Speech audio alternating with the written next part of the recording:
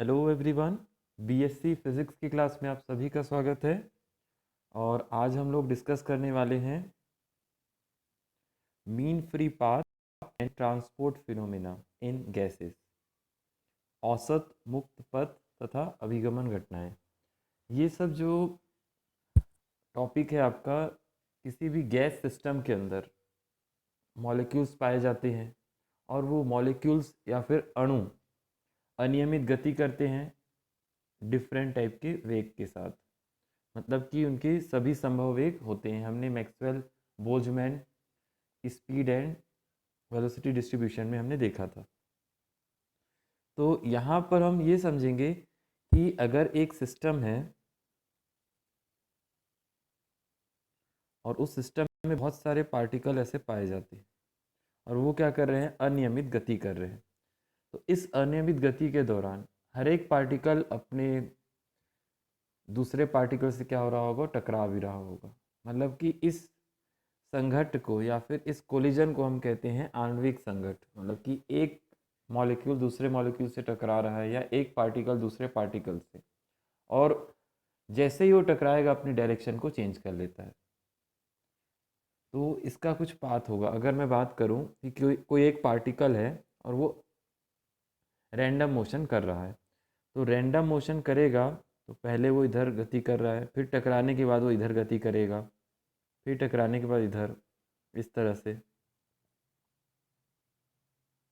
ये इसका पाथ हो गया एक पार्टिकल का। तो ये जो पार्टिकल इस तरह से अनियमित गति कर रहा है, ये जैसे डायग्राम बना भी हुआ है, ये पार्टिकल अगर अनियमित गति कर रहा है तो इसके बेसिस पे इसका जो पाथ है उसको हम क्या कहते हैं, फ्री पाथ। मतलब कि पार्टिकल डिफरेंट दूसरे पार्टिकल से टकरा रहा है और टकराने के बाद जो उसका पाथ बन रहा है उसको क्या कहेंगे हम लोग, फ्री पाथ। मतलब कि हम ये कह सकते हैं कि दो क्रमिक टक्करों के बीच अणु द्वारा स्वतंत्रता पूर्वक तय की गई दूरी को अणु का मुक्त पथ कहते हैं, मीन फ्री पाथ। मतलब कि एक पार्टिकल है, अगर जैसे एक डायग्राम में आपको दिख रहा है पॉइंट ए से पॉइंट बी तक जाता है, तो दो कॉन्जिक्यूटिव कोलिजन के बीच जो डिस्टेंस ट्रेवल की जाएगी उसको फ्री पाथ या मुक्त पथ कहेंगे। और हमें पता है कि एक पार्टिकल बहुत सारा कोलिजन करते हुए आगे बढ़ता है, तभी इतना सारा उसका पाथ चेंज हो रहा है। तो इसी के अकॉर्डिंग अगर हम इसकी एवरेज डिस्टेंस निकालना चाहें, औसत मुक्त पथ वह औसत दूरी है जो दो क्रमिक टक्करों के मध्य तय करता है। सिंपल सा है कि फ्री पाथ तो समझ में आ गया कि कंसेक्यूटिव कोलिजन होता है, ये पहला कोलिजन, ये सेकेंड कोलिजन। लेकिन जो ये पाथ है, दो कंसेक्यूटिव कोलिजन के बीच जो डिस्टेंस होगी, मतलब कि ये जो डिस्टेंस होगी उसको हम क्या कहेंगे, एवरेज मीन फ्री पाथ। इसको इन जनरली डिफाइन कर सकते हैं, lambda one lambda two lambda three क्या है, विभिन्न मुक्त पथ है। मतलब कि आप इसको ये ले सकते हैं कि पार्टिकल ऐसा गया पॉइंट ए से, फिर इधर आया, फिर इधर गया, फिर इधर, फिर इधर। तो इसको हम लोग लैम्डा वन ले सकते हैं इस डिस्टेंस को। दूसरी बार टकराएगा तो इसको लैम्डा टू, तीसरी बार टकराया तो इसको लैम्डा थ्री, और वैसे ही इधर इसको लैम्डा फोर। तो इस तरह से क्या होगा, उसके ये विभिन्न फ्री पाथ होंगे। और अपॉन में एन लिखा हुआ है, एन क्या है आपका, नंबर ऑफ कोलिजन्स है या टक्करों की संख्या है। या फिर आपको इसको आप दूसरे तरीके से डिफाइन कर सकते हैं, एक सेकेंड में अणु द्वारा तय की गई दूरी अपॉन एक सेकेंड में अणुओं के से टक्करों की संख्या। टक्करों की संख्या एक सेकेंड में बोल रहे हैं तो इसको क्या बोल सकते हैं, कोलिजन फ्रिक्वेंसी या टक्कर आवृत्ति या संघट्ट आवृत्ति। और इसको अगर हम एक सेकेंड में तय की गई दूरी कह रहे हैं तो उसको स्पीड की डेफिनेशन से एवरेज स्पीड भी कह सकते हैं, अणु की माध्य चाल। ठीक है, ये ध्यान रखना ज़रूरी है। और इसी के बेसिस पे हम इसके लिए क्या करेंगे, एक डेरिवेशन निकालेंगे कि औसत मुक्त पथ के लिए व्यंजक, मतलब कि इसके लिए हमारे पास जो लैम्डा की वैल्यू रहेगी, ये जो औसत मुक्त पथ या फिर एवरेज मीन फ्री पाथ, इसके लिए हम क्या करेंगे, इसकी वैल्यू को निकालेंगे। ये किस किस फैक्टर के ऊपर डिपेंड करता है उसको देखेंगे। तो सबसे पहले ये ध्यान रख लेते हैं कि ये जो आपको सिलेंड्रिकल डायग्राम दिख रहा होगा, ये वाला, इसी को ही हम यहाँ पे समझेंगे क्या है ये। ठीक है, अगर आप इसको देखें, यहाँ पर देखिएगा, जैसे कि एक मॉलिक्यूल है, एक मॉलिक्यूल अगर सीधी रेखा में गति कर रहा है तो वो अपने पाथ में आने वाले कौन कौन से मॉलिक्यूल से टकरा सकता है। जैसे अगर एक मॉलिक्यूल का शेप स्फेरिकल है, गोलीय है, तो वो क्या करेगा, मान लेते हैं कि इसकी रेडियस आर है, तो इसकी रेडियस दूसरे मॉलिक्यूल से टकराएगा, उसकी रेडियस भी क्या होगी, आर होगी। मतलब कि मॉलिक्यूल्स, एक मॉलिक्यूल जो फ्री पाथ में गति कर रहा है वो दूसरे मॉलिक्यूल से कब टकराएगा, जब दोनों के बीच की इंटर मॉलिक्यूलर डिस्टेंस या इंटर एटॉमिक डिस्टेंस 2r होगी, मतलब कि इनके डायमीटर के इक्वल होगी, तभी क्या हो सकता है, मॉलिक्यूल टकरा सकता है। वैसा ही देखिए, ये तीसरे मॉलिक्यूल से अगर दूसरे मॉलिक्यूल से यहाँ से टकराता है तो भी इनके बीच की डिस्टेंस क्या होनी चाहिए, 2r। वैसा ही वो आगे बढ़ेगा तो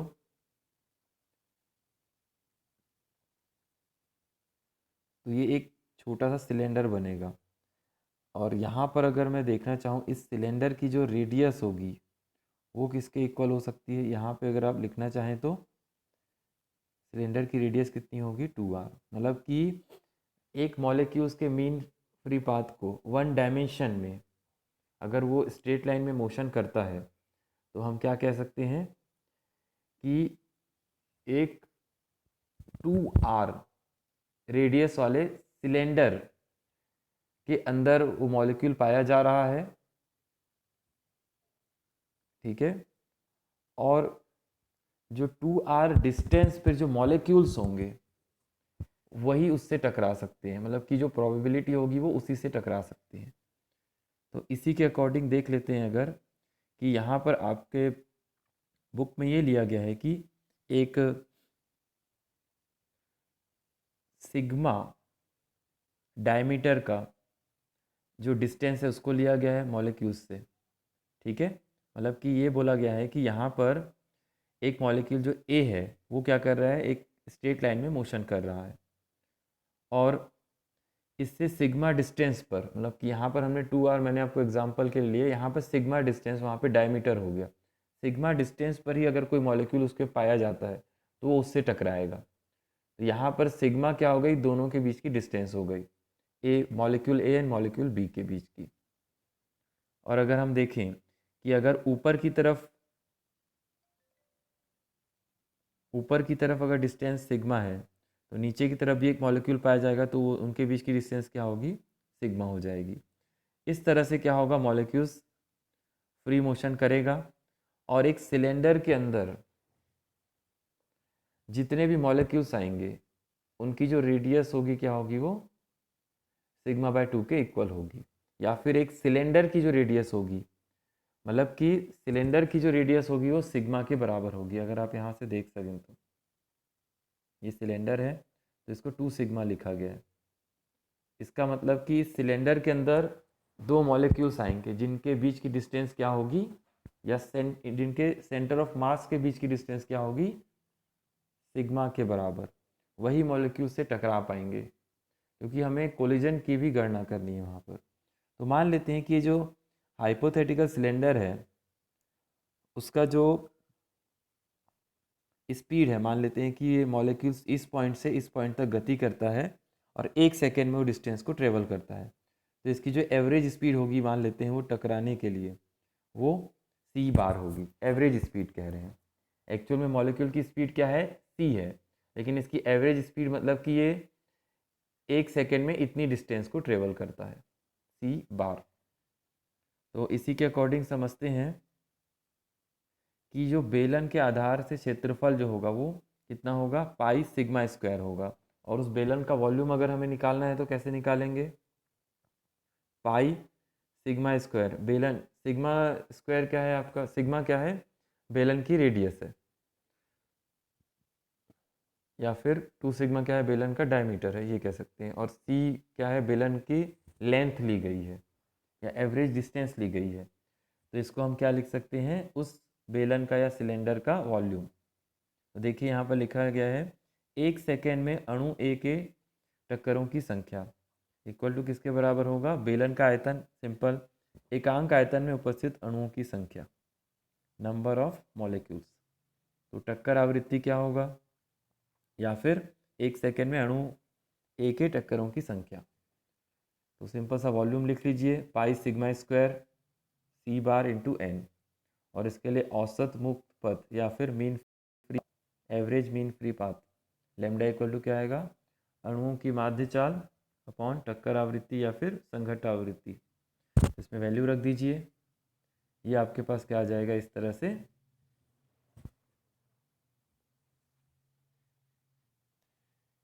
ठीक है, तो यहाँ पर आप ये देख सकते हैं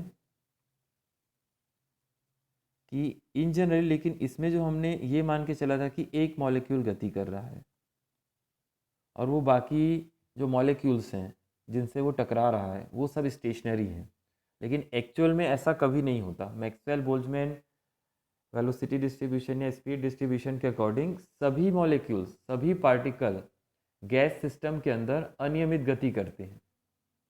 तो अनियमित गति करने के लिए सभी मॉलिक्यूल्स क्या करते हैं, डिफरेंट वेलोसिटी के साथ, डिफरेंट स्पीड के साथ सभी संभव दिशाओं में गति कर सकते हैं और संघट्ट कर सकते हैं। लेकिन यहाँ पर हम ये मान के चले थे कि जो केवल एक ही मॉलिक्यूल्स गति कर रहा है और बाकी सब मॉलिक्यूल्स अपनी जगह पे स्थिर हैं या फिक्स हैं, तो ये कॉन्सेप्ट रॉन्ग हो जाता है। तो इसलिए जो हमने एवरेज वैल्यू सी ली थी कि एक मॉलिक्यूल्स केवल गति कर रहा है, इसको हमको थोड़ा सा रिप्लेस करना होगा। हम कैसे रिप्लेस कर सकते हैं, इसको समझने के लिए मैक्सवेल बोल्ट्जमैन के स्पीड डिस्ट्रीब्यूशन लॉ में प्रायिकता की गणना हमको लेनी पड़ेगी। ठीक है, और प्रायिकता की गणना करने के लिए मतलब कि सभी मॉलिक्यूल्स अनियमित गति कर रहे हैं और जो हमारा मॉलिक्यूल्स ए है वो भी गति करते हुए दूसरे गति करते हुए मॉलिक्यूल से टकरा रहा है। तो उसके लिए हमारे पास जो एवरेज या फिर रिलेटिव स्पीड जो होगी वो क्या होगी, डिफरेंट मॉलिक्यूल्स की, ये कह सकते हैं कि ए की relative speed with respect to the other moving molecules are, ये क्या होगा आपका सी बार रूट 2 के बराबर होगा। ये इंपॉर्टेंस है। तो यहाँ पर जो हमने इस फॉर्मूले में सी बार लिखा था, इसकी जगह नीचे उसको हम किससे रिप्लेस करेंगे, सी बार 2 से, सी बार रूट 2 से। तो इसके अकॉर्डिंग आप इसको समझ भी सकते हैं। ठीक है, lambda equal to 1/√2 pi N sigma square. और इसके बाद अब मान लेते हैं कि मॉलिक्यूल्स का जो मास है वो m है, तो गैस का घनत्व तो क्या होगा, rho equal to m into N. तो अगर आप चाहें तो इसमें n की वैल्यू रख सकते हैं, यहाँ से इस फॉर्मूले में n की वैल्यू रख के इसको डेंसिटी के फॉर्म में भी लिख सकते हैं। ठीक है, तो ये हमारा क्या होगा, एक इम्पॉर्टेंट टॉपिक हो गया, एवरेज मीन फ्री पाथ या औसत मुक्त पथ। ठीक है, और यहाँ पर ही आपको समझ में आ रहा होगा कि जो एवरेज मीन फ्री पाथ है वो घनत्व के इन्वर्सली प्रोपोर्शनल है। जी ठीक है, अब थोड़ा सा आगे बढ़ते हैं एक गैस सिस्टम की स्टडी करने के लिए। जैसे अभी हमने मीन फ्री पाथ देखा, तो आप इसको थोड़ा सा तैयार कर लीजिएगा एक बार। ठीक है, और बेसिक सा ही कॉन्सेप्ट है। अब हम इसमें पढ़ेंगे ट्रांसपोर्ट फिनोमिना इन गैसेस, गैसों में अभिगमन घटनाएं कौन कौन सी हो सकती हैं। अगर हम देखें कि संवेग ऊर्जा और द्रव्यमान का स्थानांतरण, सिंपल सा है कि ट्रांसपोर्ट का मतलब कि स्थानांतरण होता है, तो मोमेंटम का हो सकता है, एनर्जी का और मास का हो सकता है। क्योंकि अगर हम एक गैस सिस्टम को ले रहे हैं तो तीन तीन डायमेंशन है। अगर मैं वन डायमेंशन में बात करूँ तो गैस के मॉलिक्यूल्स की विभिन्न परतें होती हैं और विभिन्न परतों का वेग डिफरेंट हो सकता है। जैसे पहली परत, दूसरी परत, तीसरी परत, वेग डिफरेंट हो सकता है, मतलब कि इसका वेग कुछ और होगा, इसका वेग कुछ और, इसका वेग कुछ और। तो इसमें क्या हो सकता है, संवेग हर किसी का अलग अलग है, तो उसके अकॉर्डिंग उसमें क्या होगा उसको समझेंगे। एनर्जी डिफरेंट हो सकती है, यहाँ पर जो द्रव्यमान का डिस्ट्रीब्यूशन है डिफरेंट लेयर के लिए डिफरेंट हो सकता है। तो उसी के अकॉर्डिंग हम लोग 3 कंडीशन में देखेंगे कि अगर कोई गैस साम्यावस्था में, मतलब कि उसकी स्टेट कैसी है, मोस्ट प्रोबेबल स्टेट है, या फिर हम ये कह सकते हैं कि सर्वाधिक प्रसंभाव्य अवस्था है। अगर ये सर्वाधिक प्रसंभाव्य अवस्था नहीं होती तब ये 3 ट्रांसपोर्ट फिनोमिना हम स्टडी करते हैं। यदि किसी गैस के विभिन्न भागों में भिन्न भिन्न प्रवाह वेग है, फ्लो वेलोसिटी है, तो तेज चलने वाली परतों के अणुओं द्वारा मंद चलने वाली परतों के अणुओं को संवेग का स्थानांतरण हो जाता है। मतलब कि इसमें दो परतों के बीच एक शांता या विस्कोसिटी का प्रॉपर्टी होता है। मतलब कि अगर हम देखें कि गैस मॉलिक्यूल्स में ये दो परतें हैं, इसका मान लेते हैं प्रवाह वेग v1 है, इसका v2 है, तो v1 is greater than v2, इस तरह से। तो v1 का मान ज़्यादा है, v2 का मान कम है, तो इसका मतलब क्या हो जाएगा कि ये जो प्रवाह वेग है, ये हमारा सिस्टम क्या करता है, हमेशा इक्विलिब्रियम स्टेट में आने की कोशिश करता है। तो उसमें जो प्रवाह वेग क्या हो जाएगा, v1 से v2 में ट्रांसफ़र होता जाएगा। मतलब कि v1 का मान कम होता जाएगा, v1 का मान कम होता जाएगा, v2 का मान बढ़ता जाएगा, और वो किसी एक ऐसी स्टेज में आने की कोशिश करेंगे जहाँ पर वो दोनों की वेलोसिटी बराबर हो जाए। तो इन परतों के बीच जो फ्रिक्शन लगता है उसको हम कहते हैं विस्कोसिटी या शांता। ठीक है, और इसके अकॉर्डिंग ये भी समझ सकते हैं कि अगर सेकेंड परिस्थिति देखें, यदि गैस के विभिन्न भागों में भिन्न भिन्न ताप होता है, तो उच्च ताप के अणुओं द्वारा निम्न ताप के अणुओं पर ऊष्मीय ऊर्जा का स्थानांतरण होता है। सिंपल सा टेम्परेचर डिफरेंस अगर रहता है तो फिर से वही, अगर मान लेते हैं कि पहली परत है उसका टेम्परेचर T1 है, इसका टेम्परेचर T2 है, तो सिंपल सा है कि T1 is greater than T2। तो वो सिंपल है कि हीट का या एनर्जी का ट्रांसफ़र कहाँ से कहाँ होगा, इस पहली परत से दूसरी परत की ओर। कब तक होगा, जब तक कि हमारा सिस्टम इक्विलिब्रियम स्टेट में ना आ जाए या फिर दोनों परतों का टेम्परेचर सेम ना हो जाए। वैसा ही इसका मतलब कि उसमें ऊष्मीय चालकता होती है, गैसों में ऊष्मीय चालकता होती है, और हमारा गैस सिस्टम या थर्मोडायनेमिकल सिस्टम क्या होता है, एक ऐसी अवस्था में जाना चाहता है जहाँ पर वो मोस्ट प्रोबेबल स्टेट में रहे या फिर साम्य अवस्था में रहे, या फिर ये कह सकते हैं कि उसकी सभी परतों का टेम्परेचर समान हो जाए, इसलिए उसमें एक ऊष्मीय चालकता का भी गुण होता है। और तीसरा है, यदि गैस के विभिन्न भागों में अणुओं की सांद्रता या कंसंट्रेशन ऑफ मॉलिक्यूल्स भिन्न भिन्न होती है, तो उनका जो ट्रांसपोर्ट है वो कहाँ से कहाँ होता है, उच्च सांद्रता से निम्न सांद्रता वाले अणुओं की तरफ होता है। मतलब कि इसमें क्या कह सकते हैं, इनका विसरण होता है, स्थानांतरण के फलस्वरूप विसरण होता है। सिंपल सा है, फिर से उसी को समझ लेते हैं। दो परतें हैं, इनमें मान लेते हैं कि N1 है, N2 है, N1 greater than N2, means molecules का स्थानांतरण N1 से N2 की तरफ होगा। कब तक होगा, जब तक कि N1 की वैल्यू N2 के बराबर ना हो जाए। मतलब कि हमारा सिस्टम इक्विलिब्रियम या फिर सर्वाधिक प्रसंभाव्य अवस्था की तरफ बढ़ना चाहता है। तो इस प्रकार से हमने तीन टाइप के फिनोमिनास देखे। विस्कोसिटी, संवेग स्थानांतरण के कारण ऊष्मीय संचालन, ऊष्मीय ऊर्जा के स्थानांतरण के कारण, और विसरण, द्रव्यमान के स्थानांतरण का, ये अभिगमन घटनाएं होती हैं या फिर ट्रांसपोर्ट फिनोमिनाज होते हैं। इन तीनों को हम क्या करेंगे, लाइन बाय लाइन पढ़ेंगे। तो पहला हम पढ़ लेते हैं कि गैसों में शांता संवेग का स्थानांतरण होता है, उसके बेसिस पे viscosity, in gases transport of momentum. अब ये कैसे होता है, देखिए इस डायग्राम में आप थोड़ा सा ध्यान से देखिएगा। इस डायग्राम में आपको दिख रहा होगा कि A B C D and E F 3 layers हैं, 3 परतें हैं, जिसमें हम ये कह रहे हैं कि इसमें हमको वेलोसिटी की डिस्कशन करना है, मोमेंटम का।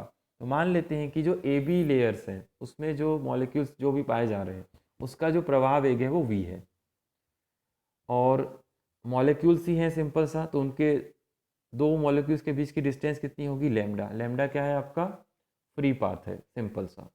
उनके बीच क्या हो रहा होगा, फ्रिक्शन जनरेट हो रहा होगा दो परतों के बीच। दो परतों के बीच मतलब कि दो मॉलिक्यूल्स के बीच या दो से अधिक मॉलिक्यूल्स के बीच फ्रिक्शन जनरेट हो रहा होगा। तो ए बी के ऊपर मान लेते हैं कि वेलोसिटी ज़्यादा है, ठीक है, ए बी के ऊपर वेलोसिटी ज़्यादा है और इसको मैंने z मान लिया। अगर आप देखें ए बी के ऊपर जाएं तो z इंक्रीज़ होगा, ए बी के नीचे जाएं तो z डिक्रीज़ होगा।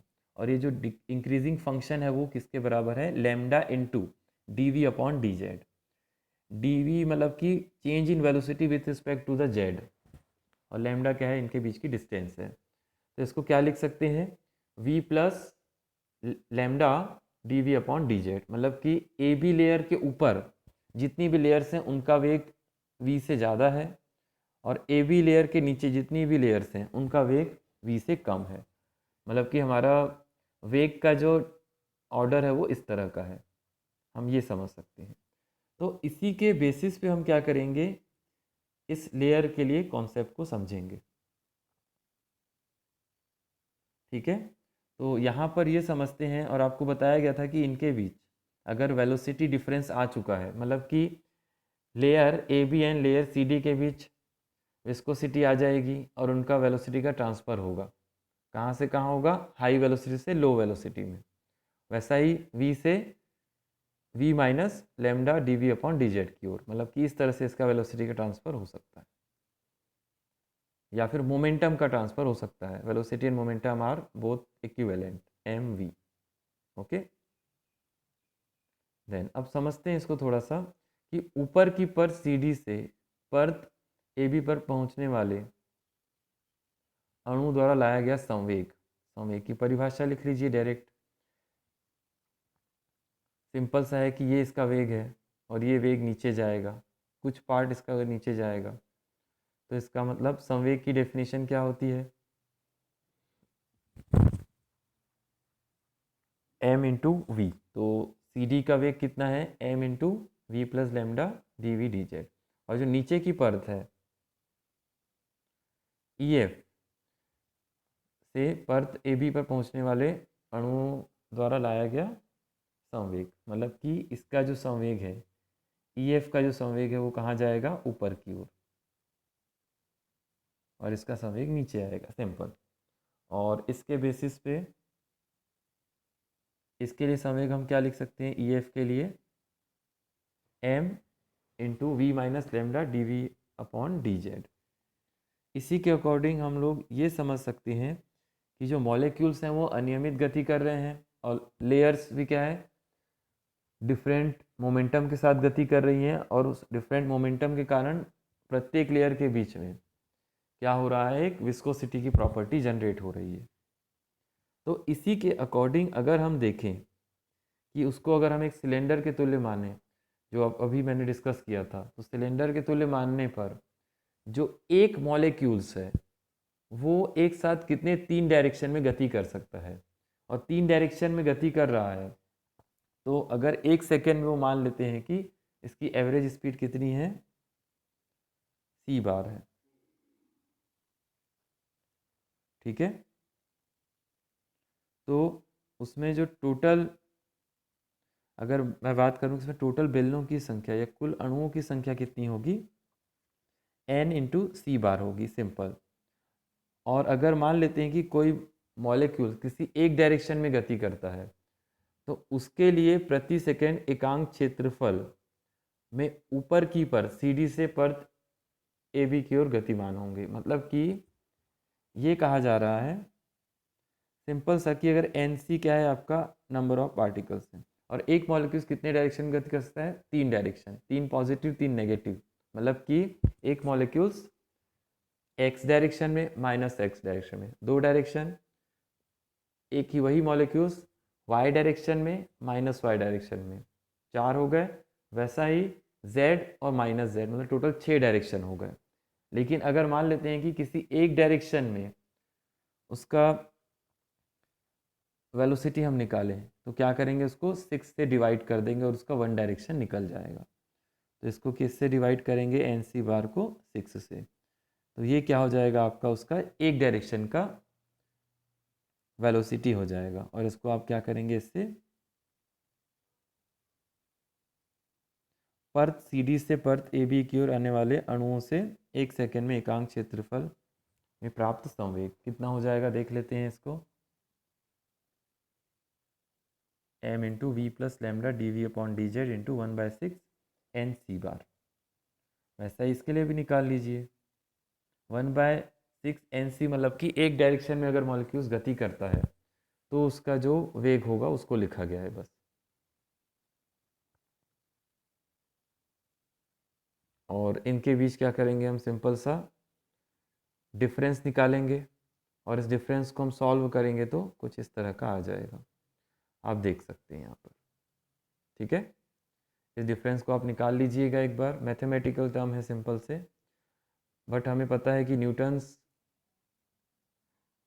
के सेकेंड नियम के अनुसार संवेग परिवर्तन दर आरोपित बल के बराबर होती है। इसका मतलब क्या हो जाएगा? सिंपल कि जो फोर्स है आपका एक शान बल को भी कॉन्सेप्ट को बताता है, ये भी इम्पोर्टेंस है। शान बल डिफाइंड होता है F is proportional to change in velocity with distance. Distance क्या थी? z था, तो इसके अकॉर्डिंग आप इसको लिख सकते हैं। ईटा क्या है आपका? कोफिशिएंट ऑफ विस्कोसिटी है, उसी को हमको निकालना है। तो इसके अकॉर्डिंग आप देख सकते हैं कि आपके पास ये जो है संवेग परिवर्तन की दर है आरोपित बल के बराबर होती है। कौन सा बल लग रहा है? शांता का गुण आ रहा है या फिर विस्कोसिटी का गुण आ रहा है, तो कौन सा बल लगेगा? शान बल लगेगा, विस्कस फोर्स लगेगा। तो इसके अकॉर्डिंग जो विस्कस फोर्स है वो किसके इक्वल हो जाएगा? चेंज इन मोमेंटम या rate of change of momentum is equal to viscous force. तो इसको इक्वल कर दीजिए इसमें, और इसके बेसिस पे आप लैम्डा की वैल्यू को निकाल लीजिए। ठीक है, इसमें आप चाहें तो देख भी सकते हैं। ये ईटा की वैल्यू कितनी आ गई? 1/3 M N C bar lambda equal to 1/3 rho C bar lambda. Simple, rho M N क्या है आपका? गैस का घनत्व है। और इसमें आप चाहें तो लैम्डा की वैल्यू भी रख दीजिए, ये वाली जो हमने अभी निकाली थी। इसको जब आप निकालेंगे तो लास्ट में आपका ये आ जाएगा ईटा। ईटा क्या है आपका? सिंपल सा ईटा क्या है? कोफिशिएंट ऑफ विस्कोसिटी है या फिर शांता गुणांक है। और यहाँ पर आपको दिख भी रहा होगा कि जो कोफिशिएंट ऑफ विस्कोसिटी है वो मास के ऊपर डिपेंड कर रहा है। ठीक है, और एवरेज स्पीड के ऊपर डिपेंड कर रहा है। ठीक है, ये इंपॉर्टेंस है हमारे लिए। और इसके बाद जो नेक्स्ट है हमारा टॉपिक, ये भी बहुत इंपॉर्टेंस है। सिंपल सा है कि इसमें क्या किया गया है, देखिए जैसे हमने यहाँ पर वेलोसिटी के लिए निकाला था, वैसे यहाँ पे टेम्परेचर डिफरेंस के लिए निकाला गया है बस। मतलब कि ये जो टेम्परेचर यहाँ ट्रांसफ़र होगा, सॉरी ये टेम्परेचर वाला नहीं है, मतलब आप इसको ये कह सकते हैं, ये इन जनरली डायग्राम थोड़ा सा गलत बना हुआ है, इसको dt/dz लिखा जाएगा। ठीक है, ये जो n वाला है वो मास वाले में आएगा आपका सिंपल। तो एनर्जी का डिफरेंस आपका इसकी जगह आप dt/dz लिखेंगे यहाँ पर। ठीक है, ये थोड़ा सा गलत प्रिंट मिस्टेक हुआ है। तो इसके अकॉर्डिंग आप इसको क्या लिख सकते हैं कि मान लेते हैं कि इस ए बी परत का टेम्परेचर T है, तो ऊपर वाले का क्या आ जाएगा? T plus lambda dt/dz। वैसे ही नीचे वाले का क्या आ जाएगा? EF का T माइनस लैम्डा dt/dz। इस तरह से तो इसको थोड़ा सा ध्यान रख लेंगे। ये शायद ये डायग्राम यहाँ बना हुआ होगा, ये देखिए यहाँ पर ये डायग्राम यहाँ बन गया, ये डायग्राम यहाँ बना हुआ है। तो इससे अच्छा आप इसको देख लेंगे एक बार, ठीक है। तो इसमें अगर हम देखें कि टेम्परेचर का चेंज आ रहा है, तो उसके अकॉर्डिंग हमको क्या निकालना होगा, यहाँ पर एनर्जी का मान निकालना होगा। और एनर्जी का मान यहाँ पे कैसे आएगा, सिंपल सा है कि ये इस तरह का कुछ फॉर्मूला बनेगा, विशिष्ट ऊष्मा इंटू द्रव्यमान से संबंधित कुल ऊष्मा का जो वैल्यू होता है वो। तो आप इसको देख लीजिए, 1/6 MnC बार क्यों लिखा गया आपको समझ में आ रहा होगा। 1/6 NC बार इसमें क्यों लिखा गया है, क्योंकि जो CD परत है वो AB के साथ चेंज हो रही है, और इसमें जो वन डायरेक्शन के लिए इसको 1/6 NC बार लिखा गया है।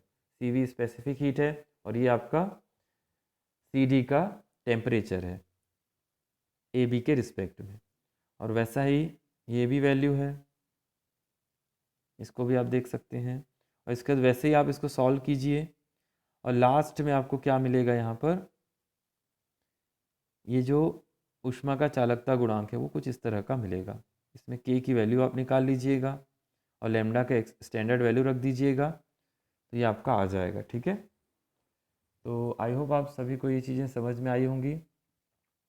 आप चाहें तो इस C बार की वैल्यू को आप एवरेज स्पीड की वैल्यू को इससे रिप्लेस करेंगे, तो जो ऊष्मीय चालकता का गुणांक है K, कैपिटल K, उसका आपका क्या आ जाएगा, टेम्परेचर के साथ भी रिलेशन आ जाएगा और मास के साथ भी रिलेशन आ जाएगा। और वैसे ही